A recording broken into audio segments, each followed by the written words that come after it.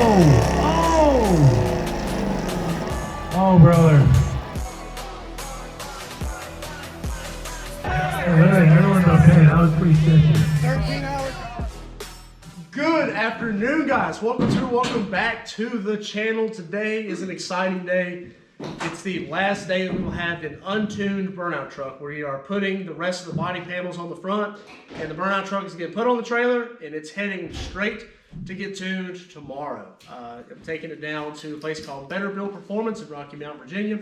They mainly build Hemis, but they do tune some LS, and they're up for the task of doing the burnout truck, so we're going to let them handle it. But before I get started, if you're not already, don't forget to hit that subscribe button. Check out the other content we have on the channel, including this entire build, the Cateye build, and all the other trucks we have here on the channel. But without further ado, let's go ahead and get started. All right, so today's tasks that are going to get done, driver's side fender is going to get crossed off, mount hood is going to get crossed off, and then tomorrow we get to cross the tune off. But tonight we get mount hood and driver's side fender crossed off of the list of things to do.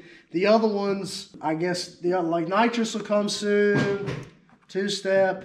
We're looking at a few weeks for paint because it takes time to do the body work. But definitely going to get at least those two done today. I think Austin's working on he's dead set on no fender well liners. He's decided that he wants everybody to see the headers.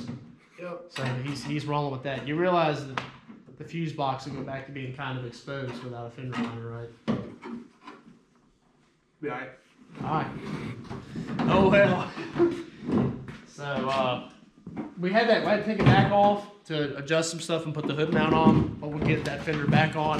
The new fender is back over here. The hood's back over there. We already talked about that in the last video.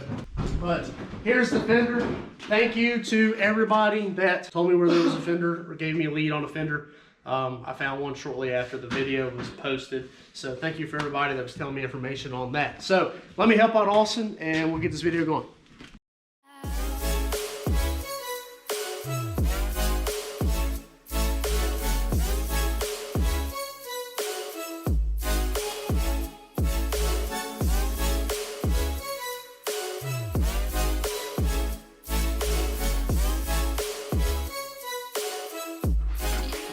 All right, guys, so driver's side fender, done. So it looks pretty decent. I mean, it's a little bit of a gap here. Did you see that, Austin? A little bit of a gap here. What?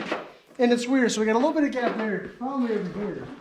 We've got, which nothing's going to be perfect. We're trying to change a round body to a Cateye. Our line isn't right here on the light, so we got to figure out something about that. But I kind of expected somewhat of a discrepancy and how it all set in here since it wasn't originally a Cateye. So we'll get that sorted out. But the important thing is driver's side fender's on, passenger side fender's on. Now The hood. we can get the hood. Then it'll actually look like a truck. So as soon as we just do the fuse box right now. Yeah, it's done. I gotta put the cover on. You do the fuse box. I'm gonna run the fan harnesses a little bit of a better way. So that way it looks a little bit neater under here, then we'll put the hood on it. So give me just a second.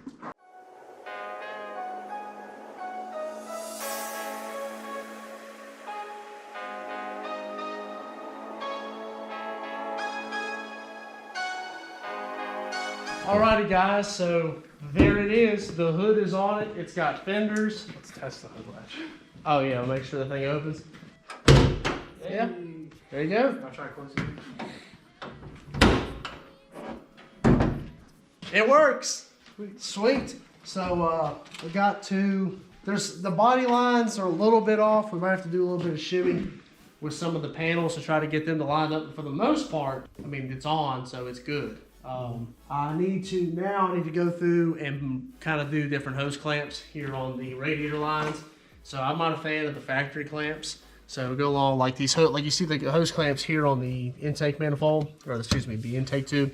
We're going to use those style clamps on all the radiator hoses. Plus, I've got an actual air box for this intake, so it'll set up like it's supposed to. So do the clamps, do the air box. You'll be pretty close to done.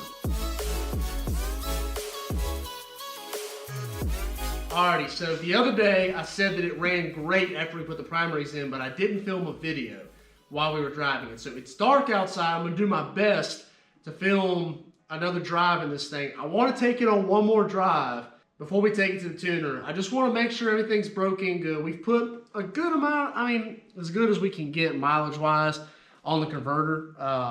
So, you know, definitely want to put some light miles on it and get it broke in. Plus, just kind of one last jog down the road to make sure that there's nothing that we need to correct before it gets to the dyno. But without further ado, let's go rip this thing. Alright, hopefully you guys can see us a little bit. That's the best light that I can use. No, that's way too much. I'm trying not to piss our neighbors off too bad. Yeah. It's I don't think we've tried to rip this thing this late before. Hey, the headlights actually aren't too bad. Are those high beams? Well, they're supposed to be, but they're not really pointing very high.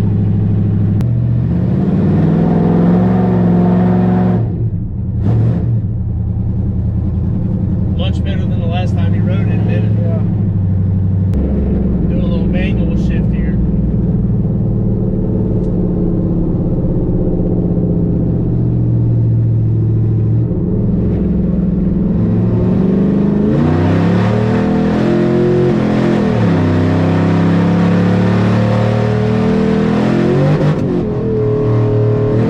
Yeah, something's weird with the trans. Did we just blow it? No, it's good.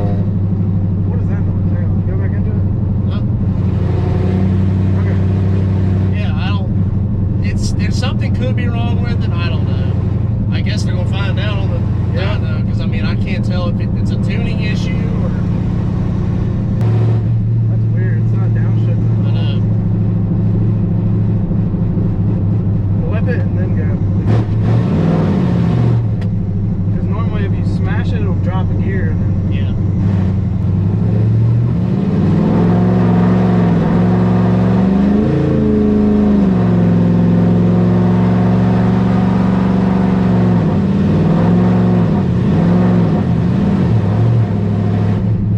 Huh.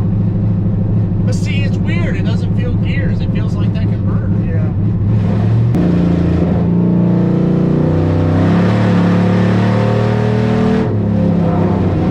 Manually, it's perfect. I know, that's what I don't understand. It's perfectly fine in manual. It's just drive. It acts weird. It's just perfectly fine if you do it manual.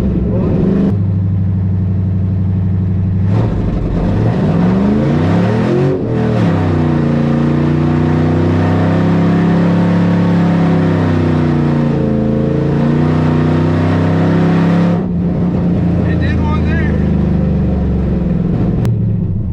Somebody will just get pissed off. It's okay. It's, as long as it's not our neighbors or anything.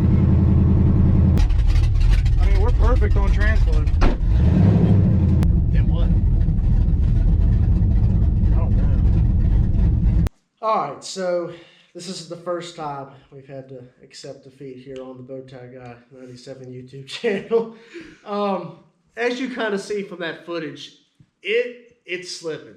At first, I kind of thought maybe, you know, it could be the trans trying to learn how to shift.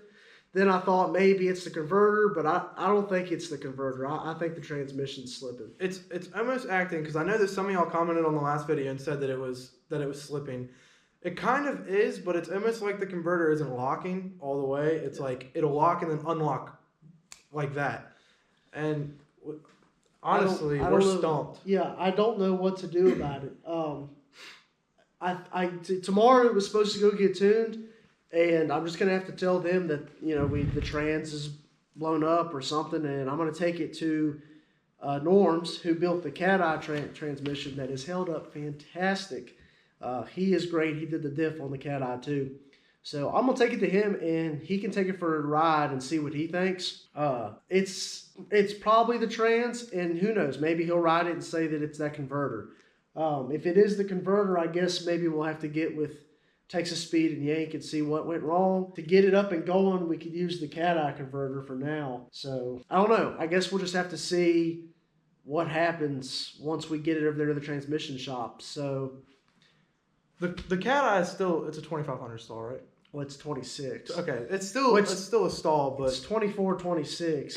Yeah, it's not what we want, but if it's what we have to do to get it going, to be able to tune it and then figure out something with our big converter later on and then put it back in, and that's what we might have to do. So all options are on the table, but until I get it back into town tomorrow and take it to Norm's and have a talk with him and let him see what let him look at it and see what he thinks, there's not much I can do. So I guess that's going to close out today's video.